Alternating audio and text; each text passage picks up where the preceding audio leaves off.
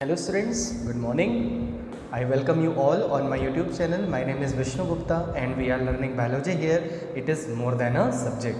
So in this session we are learning principles of inheritance and variation, and as you know we have completed so many topics. Yesterday in the previous session I explained you the dihybrid cross. What is the meaning of dihybrid cross? It is clear to everyone. सब लोग को clear हो गया होगा. देखो नाम से ही पता लग रहा है डाई हाइब्रिड. इसका मतलब क्या है कि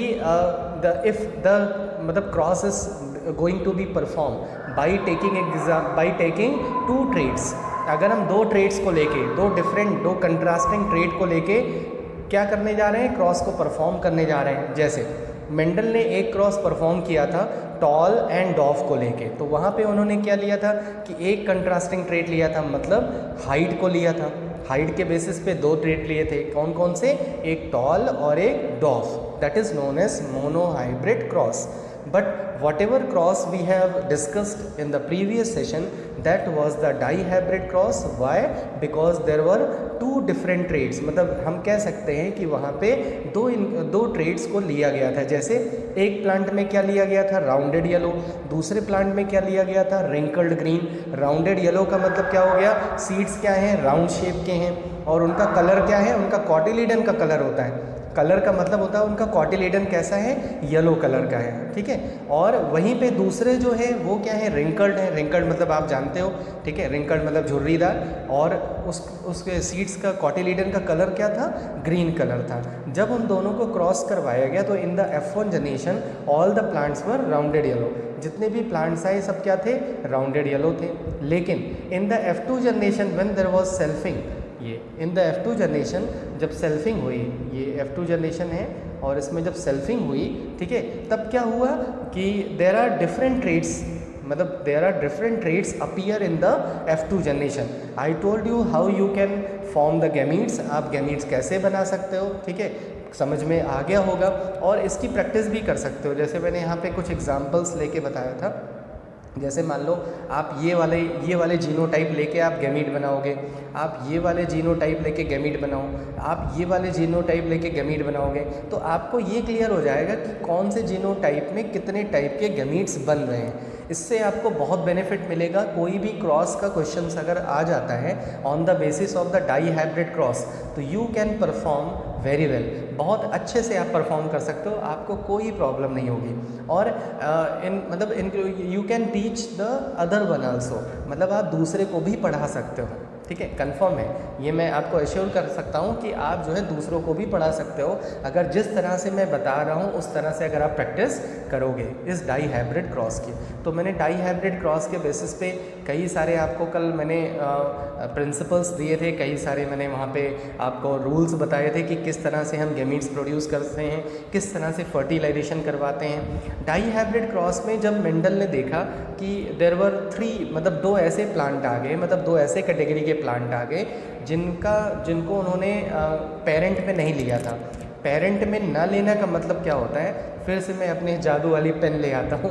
ठीक है, ये देखो इस बार थोड़ा सा कलर डिफरेंट है.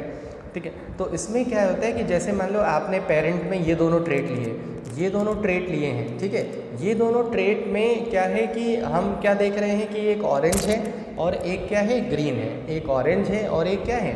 ग्रीन है. अगर ऑरेंज और ग्रीन, अगर ये दोनों ट्रेट जनरेशन में आ रहे हैं तब तो ठीक है. जैसे टॉल एंड डॉफ के केस में हुआ था. टॉल एंड डॉफ के केस में क्या था? या तो डॉफ आते थे या तो टॉल आते थे. कोई और ट्रेट अपीयर नहीं होता था क्योंकि आपने पेरेंट में केवल दो ही ट्रेट लिए हैं, that is tall and yellow. Same as यहाँ पे क्या है? In this cross there are 2 traits. एक दो ही ट्रेड तो लिए गए हैं, राउंडेड येलो और रिंकल्ड ग्रीन. तो अगर राउंडेड येलो और रिंकल्ड ग्रीन आ रहे हैं दैट इज़ ओके, तब तो सही है. लेकिन Mendel got 2 different type of plant. उनको 2 डिफरेंट टाइप ऑफ प्लांट्स मिल गए. कैसे प्लांट मिल गए? देखो यहाँ पे है, उनका रेशियो 3 था. 3 देखो पूरे डाई हाइब्रिड क्रॉस का रेशियो क्या था? 9:3:3:1. ठीक है, इसमें से जो ये 3 और 3 वाले थे, राउंडेड येलो और rounded green and wrinkled yellow, मतलब दोनों अलग अलग थे. तो ये दोनों ट्रेड तो प्लांट में लिए नहीं गए थे. प्लांट में तो राउंडेड येलो और रिंकल्ड ग्रीन लिया गया था, तो इसका मतलब है कि दो नए ट्रेट आ गए, इसी को बोलते हैं रिकॉम्बिनेशन। ठीक है, तो Mendel when the Mendel perform dihybrid cross then he observe that in the F2 generation recombinant traits also appear. तो उन्होंने एक और लॉ दिया that is known as the independent of assortment. ठीक है, लॉ ऑफ इंडिपेंडेंट असॉर्टमेंट इन्होंने किस basis पे दिया था? डाई हाइब्रिड क्रॉस के बेसिस पे ये लॉ दिया था।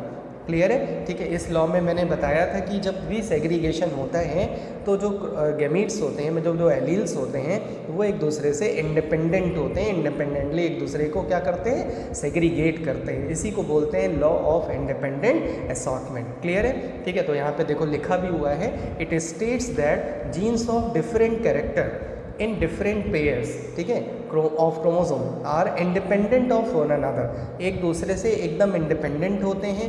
कब इंडिपेंडेंट होते हैं? When they segregate to each other, जब वो एक दूसरे को क्या करते हैं? सेग्रीगेट मतलब अलग करते हैं। क्लियर है? तभी तो नई कॉम्बिनेशन मिले। ठीक है, और मैंने आपको एक अंदर की बात बताई थी जो आपकी बुक में कहीं नहीं लिखी है, कि मेंडल ने ये जो डाई हाइब्रिड क्रॉस परफॉर्म कराया था, ये जो ट्रेड्स थे ना, वैसे तो मोस्टली जो मेंडल ने जो भी ट्रेड्स लिए थे they were present on the different chromosome. जब भी कोई भी ट्रेट डिफरेंट क्रोमोसोम पे प्रेजेंट होगा तो उसमें रिकॉम्बिनेशन आने के चांसेस ज़्यादा हो जाते हैं, क्योंकि मेंडल ने जीन्स के बारे में कुछ बताया नहीं था, उन्होंने क्या बताया था? फैक्टर बताया था। ठीक है, तो जब भी फैक्टर दो डिफरेंट क्रोमोसोम पे प्रेजेंट होते हैं तो उनके बीच में रिकॉम्बिनेशन के चांसेस बढ़ जाते हैं। अगर कोई भी फैक्टर या जीन्स या एलील्स एक ही क्रोमोसोम पे प्रेजेंट है तो उसके रिकॉम्बिनेशन के चांसेस कम होते हैं, लेकिन अगर दोनों अलग अलग पे होते हैं, अलग अलग क्रोमोसोम्स पे होते हैं, तो क्या होता है? उनके चांसेस बढ़ जाते हैं। ठीक है, जैसे आपने 11th में मियोसिस पढ़ रखा है कि जब भी दोनों क्रोमोसोम एक दूसरे से क्रॉसिंग ओवर करते हैं, ठीक है, तो जो जीन्स सेम क्रोमोसोम पे प्रेजेंट होते हैं, ठीक है, और वो तो क्रॉसिंग ओवर में नहीं जाते हैं, लेकिन जो डिफरेंट क्रोमोसोम्स पे प्रेजेंट होते हैं उनके बीच में क्या होता है? क्रॉसिंग ओवर होती है। क्लियर है? और जब भी क्रॉसिंग ओवर होगा तो क्या होगा? रिकॉम्बिनेशन जरूर आएगा। क्लियर है? तो अगर क्वेश्चन ये आ जाए कि why the Mendel in the cross of the Mendel recombination appear, recombination क्यों आया, ठीक है, then you can write down the answer because those alleles, those trait, those factors were present on the different chromosome। ठीक है भाई, tall and डॉफ में तो नहीं आया लेकिन यहाँ पे आया। क्लियर है? ठीक है, तो इस तरह से ये क्लियर हो गया कि इंडिपेंडेंट असॉर्टमेंट का मतलब क्या होता है। डाई हाइब्रिड क्रॉस में हमने क्या पढ़ा, क्या कंक्लूजन निकला, और डाई हाइब्रिड क्रॉस के बेसिस पे बहुत सारे एप्लीकेशन बेस्ड क्वेश्चंस आते हैं। कल मैंने आपको एक एप्लीकेशन बेस्ड क्वेश्चन करना बताया था, और आपको मैंने ये भी बोला था कि in your NCERT there is a question, एक क्वेश्चन है, आई थिंक, अगर मैं थोड़ा सा उसको याद नहीं है लेकिन मैं फिर भी बता दे रहा हूँ क्या क्वेश्चन है वो। शायद वो ये क्वेश्चन है कि perform a cross between the heterozygous toll. देखो, जब भी आप हेट्रोजाइगस सुन लो, हेट्रोजाइगस टॉल सुन लो, हेट्रोजाइगस राउंडेड येलो सुन लो, तो आपको दो डिफरेंट एलील दिखाने हैं, याद रखना। हेट्रोजाइगस टॉल एंड येलो, अगर मान लो बोल दिया हेट्रोजाइगस टॉल एंड येलो, तो आपको टॉल के लिए भी हेट्रोजाइगस दिखाना है और येलो के लिए भी हेट्रोजाइगस दिखाना है। इट्स क्रॉस्ड, ठीक है, there is a cross between the heterozygous tall and yellow with, किसके साथ क्रॉस हुआ? डॉफ। देखो, जब भी डॉफ आएगा तो कोई भी डोमिनेंट एलील नहीं लिखोगे आप। ठीक है, डॉफ एंड ग्रीन, किसके बीच में क्रॉस हो रहा है? डॉफ एंड ग्रीन के बीच में क्रॉस हो रहा है। किससे क्रॉस करवा रहे हैं? हेट्रोजाइगस टॉल एंड येलो के बीच में। ठीक है, तो ये ऐसे क्वेश्चंस आते हैं, आपको बोलेगा कि इनके बीच में क्रॉस करा के बताओ कि कौन कौन सी पॉसिबिलिटी होती है, किस किस ट्रेट की पॉसिबिलिटी होगी। तो सबसे पहले आपका जो दिमाग काम करना चाहिए वो जीनोटाइप पे काम करना चाहिए। जब भी इस तरह के कोई भी क्वेश्चन मिल जाए तो आपको जीनोटाइप पता होना चाहिए। ठीक है, जैसे मैंने बोला हेट्रोजाइगस टॉल एंड येलो, तो कंफर्म है capital T small t capital Y small y। लेकिन जैसे उसने बोला डॉफ एंड ग्रीन, तो डॉफ एंड ग्रीन के केस में हेट्रोजाइगस कंडीशन नहीं होगी क्योंकि ये रिसेसिव ट्रेट है। दूसरा काम आपको क्या करना है, इससे गैमीट बनाने हैं। कल मैंने आपको कॉम्बिनेशन बनाना सिखाया था कि किस तरह से हम कॉम्बिनेशन बना सकते हैं। जैसे यहाँ से हम 4 कॉम्बिनेशन बना सकते हैं, लेकिन यहाँ से हम केवल 2 ही, एक ही टाइप का लेकिन 2 कॉम्बिनेशन बना सकते हैं। यहाँ से हम बना सकते हैं स्मॉल टी स्मॉल वाई और स्मॉल टी स्मॉल वाई, दोनों एक ही तरह है लेकिन 2 बना देते हैं, ठीक है। और यहाँ से हम क्या बना सकते हैं, capital T capital Y, capital T small Y, small T capital Y और स्मॉल टी स्मॉल वाई। ये 4 टाइप के हम कॉम्बिनेशन यहाँ से बना सकते हैं, ठीक है, समझ में आया। तो ये 4 कॉम्बिनेशन बना रहा है और ये एक ही कॉम्बिनेशन बना रहा है लेकिन 2, मतलब एक ही तरह का है, ठीक है। इन दोनों के बीच में अब हम क्रॉस कराते हैं। देखो क्रॉस कैसे कराते हैं, आप बनाओगे वही पुनेट स्क्वायर बोर्ड ऐसे, ठीक है। और क्योंकि इसमें 4 टाइप के ट्रेड एक तरफ हैं और 2 टाइप के एक तरफ हैं, ठीक है। तो देखो उन चारों गैमीट्स को यहाँ लिख लोगे, capital T capital Y, capital T small Y, small T capital Y और स्मॉल टी स्मॉल वाई। ये आपने 4 गैमीट्स यहाँ लिख लिए। और दूसरा प्लांट क्या प्रोड्यूस कर रहा है, small T small Y, small T small Y. अब इन दोनों को फर्टिलाइजेशन करवाओगे, क्रॉस करवाओगे। जब small T small Y capital T capital Y से फर्टिलाइज करेगा तो capital T small T capital Y small Y, इसका मतलब टॉल और येलो आएंगे। तो इस तरह से आप क्रॉस परफॉर्म करके देख सकते हो, ठीक है।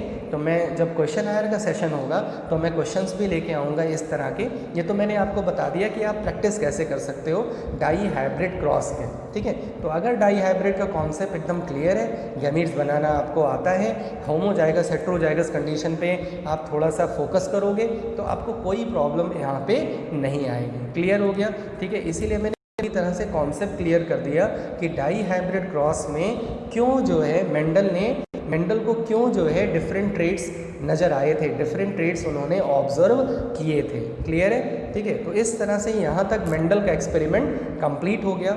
मेंडल ने मोनो हाइब्रिड क्रॉस परफॉर्म कराया, फिर डाई हाइब्रिड क्रॉस परफॉर्म कराया। मोनो हाइब्रिड के बेसिस पे उन्होंने 2 लॉ दिए, law of dominance, law of segregation. और डाई हाइब्रिड क्रॉस के बेसिस पे उन्होंने एक लॉ दिया, that is law of independent assortment. Clear है, तो यहाँ तक आपको क्लियर हो गया। इसके पीछे एप्लीकेशन बेस्ड क्वेश्चंस बहुत आते हैं, जिन एप्लीकेशन बेस्ड क्वेश्चंस को हम सॉल्व करते रहेंगे। और आपसे भी मैं रिक्वेस्ट करूँगा कि इस तरह के क्वेश्चंस जहाँ से भी मिले उनको सॉल्व करने की कोशिश करिए। कोई प्रॉब्लम होती है तो कमेंट बॉक्स में ज़रूर लिखना, I will just clear your doubt. उन डाउट्स को, उन क्वेश्चंस को। चलो नेक्स्ट टॉपिक पे बढ़ते हैं। देखो जब मैंने आपको मेंडल की हिस्ट्री के बारे में बताया था, मतलब मेंडल की लाइफ के बारे में बताया था, तो बताया था आपको कि मेंडल ने ये जो एक्सपेरिमेंट किए थे इनका सबका कंक्लूज़न 1866 में इन्होंने मतलब दिया था, 1866 में। और मेंडल की डेथ जो है 1884 में हो गई थी। लेकिन जो मेंडल का वर्क है ना वो 1900 तक, मतलब 1866 में उन्होंने वर्क को कंप्लीट कर लिया था, 1884 में उनकी डेथ हो गई थी। डेथ होने के 16 ईयर के बाद उनके वर्क को फिर से रिकॉग्नाइज़ किया गया। क्लियर है, मतलब तब तक बहुत अच्छे से उनके वर्क को कोई किसी ने रिकॉग्नाइज़ नहीं किया था, नहीं पहचाना था। लेकिन 1900 में, ठीक है, उनके वर्क को फिर से क्या किया गया, रिकॉग्नाइज़ किया गया। अब देखो ऐसा क्यों था कि इनके वर्क को तुरंत क्यों नहीं रिकॉग्नाइज़ किया गया। अब सोचो अगर कोई वैक्सीन अभी बना दे तो आई थिंक 1 मिनट भी नहीं लगेगा, उसके वर्क को पूरी तरह से रिकॉग्नाइज़ कर लिया जाएगा, ठीक है। अब सोचो इतना बड़ा एक्सपेरिमेंट इन्होंने किया, इतना पूरा प्रिंसिपल्स ऑफ इनहेरिटेंस दिया, लॉज दिए, और इनका वर्क जो है वो अननोटिस रहा, अनरिकॉग्नाइज रहा, ठीक है। तो बढ़ते आगे कि किस तरह से क्यों अनरिकॉग्नाइज रहा। देखो why Mendel work remained unrecognise till 1900। There are so many reason, बहुत सारे रीज़न हैं, मैंने कुछ रीज़न्स यहाँ पे लिख रखे हैं। पहला रीज़न क्या था कि उस time communication was not easy. आजकल क्या है, मेल कर दिया, फ़ोन कर दिया, ठीक है, तुरंत, मतलब मीडिया है, तुरंत कुछ भी होता है तुरंत मीडिया पे आ जाता है। आज ऐसा हुआ, आज विष्णु सर ने डाई हाइब्रिड क्रॉस पढ़ाया, ऐसा पढ़ाया, ठीक है, तुरंत तो पूरी तरह से जो है डिसेमिनेट हो जाती है चीज़ें। उस टाइम पे कम्युनिकेशन इतना इजी नहीं था, पहला रीज़न। दूसरा, कम्युनिकेशन इजी नहीं था, इसका मतलब है कि वो जो है दूसरों से वो सारी चीज़ें शेयर नहीं कर पाते थे, पहला। दूसरा, his work could not be widely publicised, ठीक है, बहुत ज़्यादा पब्लिकली नहीं आया। एक्चुअली इन्होंने क्या किया था, क्या था कि इन्होंने जो भी अपना वर्क होता है, तुम्हें पता है जर्नल एक मैगज़ीन होती है, उसमें जो भी रिसर्च होती है वो उसमें पब्लिश होती है। एक तो नॉर्मल मैगजीन होती है, एक जर्नल होती है। जर्नल में क्या होता है, जो भी रिसर्च वर्क होता है वो पब्लिश होता है। इन्होंने जो अपने रिसर्च वर्क को पब्लिश किया था वो लोकल जर्नल में किया था। अब सोचो, अगर कोई लोकल पेपर है तो लोकल पेपर को लोकल एरिया में ही तो पढ़ा जाएगा, बाहर तो नहीं जाएगा। तो इन्होंने क्या किया था, लोकल जर्नल में उन्होंने पब्लिश किया था, तो वो जो है वहीं रह गया, वो पब्लिसाइज नहीं हो पाया। एक रीज़न और भी बताते हैं, ठीक है, कि ये बहुत शाई नेचर के थे। शाही मतलब शर्मीले थे, ये बहुत ज़्यादा किसी से बहुत ज़्यादा इंटरेक्शन नहीं करते थे। तो ये भी एक रीज़न था कि इनका वर्क जो है बहुत लोगों को नहीं पता था, ठीक है। और his concept of factor as stable and discrete, discrete मतलब जो अलग हो जाए, stable and discrete units that control the expression of trait. इन्होंने क्या बताया था, किसका कॉन्सेप्ट दिया था, फैक्टर। इन्होंने ना जीन्स के बारे में बताया था ना क्रोमोसोम्स के बारे में बताया था, मतलब कोई भी फिजिकल एसोसिएशन के बारे में नहीं बताया था। वो तो अब हमें पता है ना कि जीन्स, क्रोमोसोम्स ये सब होते हैं, ठीक है। तो इन्होंने फैक्टर्स के बारे में बताया था, बोला था डिस्क्रीट यूनिट्स होती हैं, डिस्क्रीट मतलब जो अलग हो जाए ऐसी यूनिट्स होती हैं। Of the pair of alleles, वो एलील्स के पेयर्स होते हैं। Did not blend with each other, उन्होंने ये बोला था कि ब्लेंड नहीं होते, मिक्स नहीं होते। लेकिन बहुत सारे इनके कंटेम्प्रेरीज थे जिन्होंने इनकी ये जो लाइन थी, मतलब ये जो इनका प्रिंसिपल था, इसको एक्सेप्ट नहीं किया कि ब्लेंड नहीं होते, ठीक है। ब्लेंड तो होते ही होंगे, तो बहुत सारे लोगों ने यही किया कि वो ब्लेंड नहीं होते। इसको जो है इन्होंने, बहुत सारे कंटेम्प्रेरीज ने इसको एक्सेप्ट नहीं किया। उसके बाद Mendel's approach of using mathematics. अब अगर कोई बायोलॉजी में मैथमेटिक्स का यूज़ करे, मैंने आपको दिखाया था, इन्होंने पॉलीनोमियल फॉर्म का फॉर्मूला लगाया था, कैपिटल टी और स्मॉल टी, मतलब टॉल एंड डॉफ को एक्सप्रेस करने के लिए। तो इन्होंने बायोलॉजी में मैथ्स यूज़ कर ली, तो बहुत सारे बायोलॉजिस्ट ने इनकी बात को एक्सेप्ट ही नहीं किया। He could not provide any physical proof, इन्होंने कोई फिजिकल प्रूफ नहीं दिया था, बस इन्होंने बता दिया था कि देयर इज़ एनी फैक्टर, कोई फैक्टर है, ठीक है, वही जो है ट्रेड को ट्रांसफ़र करता है, वही कैरेक्टर को ट्रांसफ़र करता है। कैसे करता है, फैक्टर सेग्रीगेट हो जाते हैं, फैक्टर पेयर्स में होते हैं, ये सब कुछ बताया था इन्होंने, लेकिन उसका कोई फिजिकल प्रूफ नहीं दिया था। क्लियर है, दैट्स वाई कि वर्क रिमेन अनरिकॉग्नाइज्ड टिल 1900। अब 1900 के बाद क्या हुआ, ठीक है। अब हम लोग यही पढ़ेंगे कि 19th सेंचुरी में क्या हुआ। इसीलिए मैंने बोला था ना कि जो जेनेटिक्स है वो बहुत, मतलब कह सकते हैं बहुत ओल्ड ब्रांच नहीं है, बहुत न्यू ब्रांच है, ठीक है, न्यू ब्रांच है, लेकिन ये बहुत फास्ट ग्रूमिंग ब्रांच है। सबसे ज़्यादा जो बढ़ने वाली ब्रांच होगी वो यही होगी। क्लियर है, ठीक है। अब देखो 3 साइंटिस्ट आए, there were 3 scientist, those rediscovered the Mendel's work. उन्होंने मेंडल के वर्क को फिर से रीडिस्कवर किया, मतलब फिर से उसमें नई जान डाल दी, ठीक है। 1900 में 3 साइंटिस्ट थे जिनका नाम था डी वराइज, कॉरेंस एंड वॉन शेरमैक। ये नाम काफ़ी इंपॉर्टेंट है एग्ज़ाम के लिए भी और एग्ज़ाम के लिए भी, ठीक है, तो आप याद कर लीजिएगा, डी वराइज, कॉरेंस एंड वॉन शेरमैक। इन्होंने इंडिपेंडेंटली रीडिस्कवर किया, डिस्कवर नहीं किया, रीडिस्कवर किया, किसके रिजल्ट को, मेंडल्स के रिजल्ट को। और उन्होंने बताया कि मेंडल ने ये सारी चीज़ें की थी। क्लियर है, तब इनको रिकॉग्नाइज़ किया गया कि हाँ ऐसा भी एक्सपेरिमेंट्स हुआ है, मतलब कुछ लोगों को पता था, जो बहुत बाद में सारे लोगों तक पहुंच गया, ठीक है। अब लोग लग गए कि मेंडल ने ऐसा बोला था, तो बताओ अब ये फैक्टर कहाँ प्रेजेंट होता है, ठीक है भाई। अब सब लोग लग गए कि हाँ भाई ये फैक्टर कहाँ प्रेजेंट होता है, ये फैक्टर क्या होता है, ज़रा पता लगाओ सब लोग क्या होता है।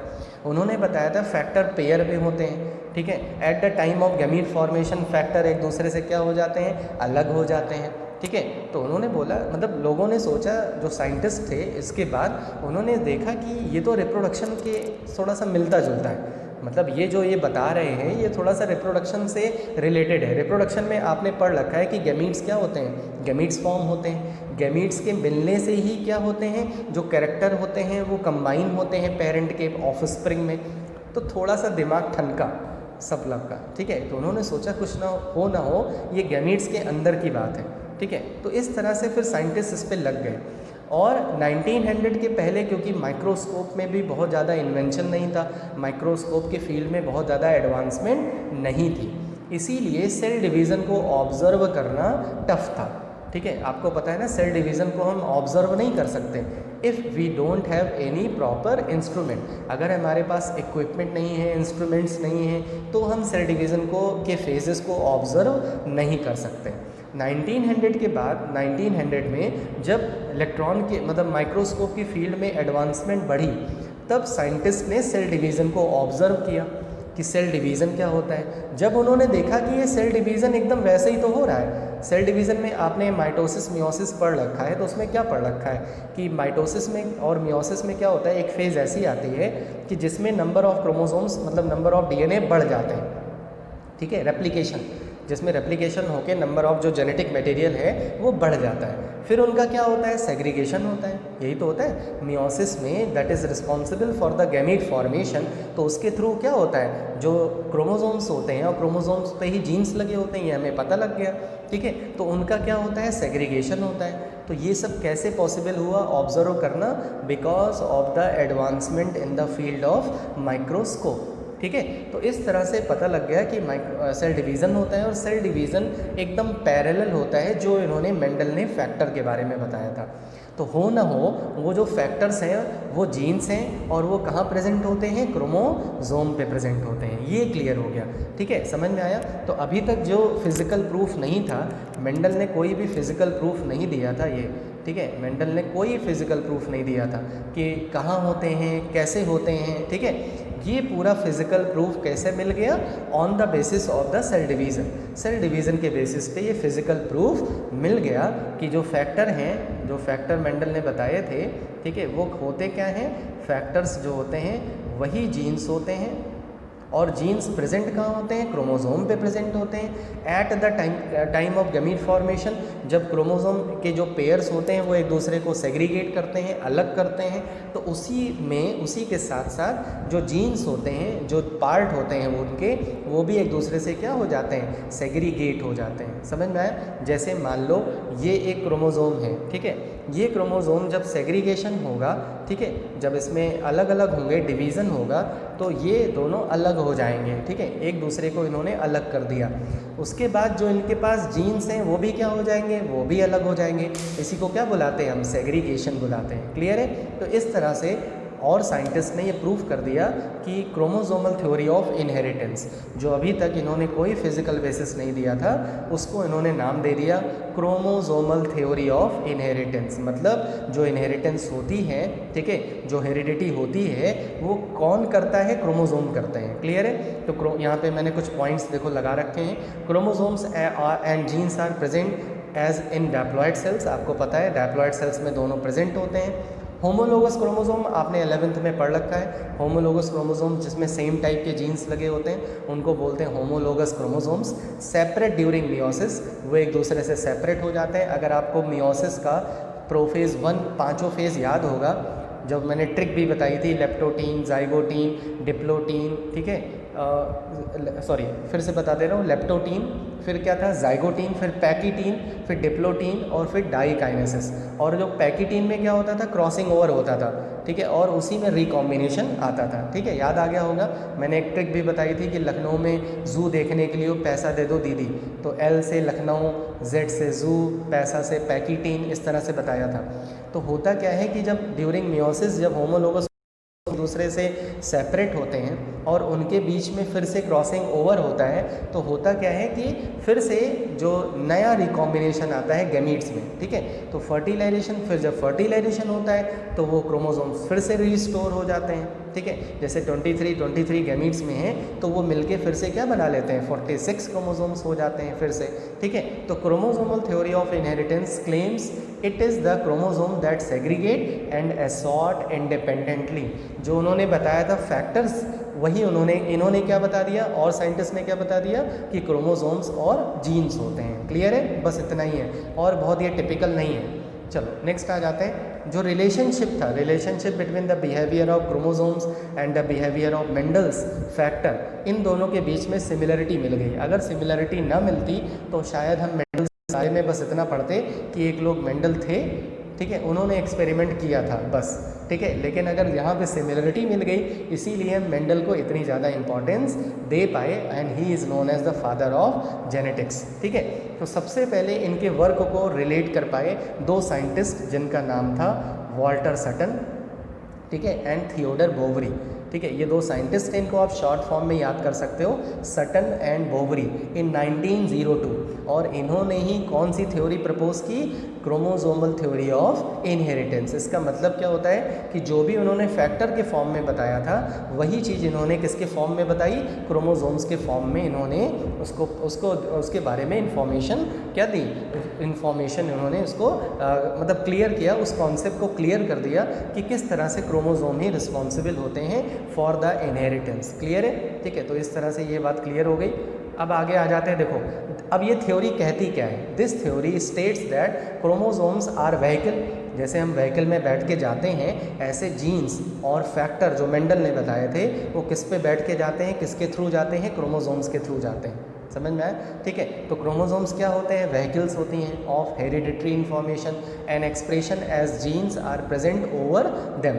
क्रोमोसोम्स आर फिलामेंटियस बॉडी, आपको क्रोमोसोम्स के बारे में स्ट्रक्चर का नहीं पढ़ना है, आपको पता है क्रोमोसोम्स किस तरह से होता है, ठीक है। क्रोमेटिन क्या होते हैं, क्रोमोसोम्स क्या होते हैं, which are typically present in the nucleus, ठीक है। और जब उनका सेल डिवीज़न होने लगता है तो विजिबल हो जाते हैं, विजिबल होने के बाद उनके पास जो एलील्स मतलब जीन्स लगे होते हैं, ठीक है, वो जैसे क्रोमोसोम्स का सेग्रीगेशन होता है वैसे उनका भी क्या हो जाता है, सेग्रीगेशन हो जाता है। क्लियर है, ठीक है। ये आपके बुक में अगर आप एनसीईआरटी देखोगे तो इस तरह से टेबल बनी हुई है, ठीक है, इस तरह से क्या बनी हुई है, टेबल बनी हुई है। और आपको नीचे क्वेश्चन भी दिया होगा कि आप आइडेंटिफाई करो कि कौन से कैरेक्टरिस्टिक जीन्स के हैं और कौन से कैरेक्टरिस्टिक क्रोमोसोम्स के हैं। तो देखो मतलब दोनों के बीच में पैरेललिज्म दिखाया जा रहा है, सिमिलरिटी दिखाई जा रही है, किसके किसके बीच में, जीन्स और क्रोमोसोम्स के बीच में। अगर दोनों में सिमिलरिटी ना होती तो क्या हम ये रिलेशन कोरिलेट कर पाते, ना कर पाते, ठीक है। तो देखो क्या क्या है,